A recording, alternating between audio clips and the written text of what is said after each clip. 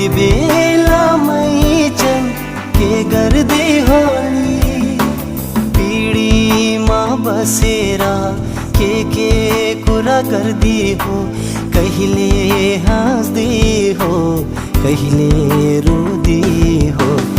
मलाई नै सम्झेर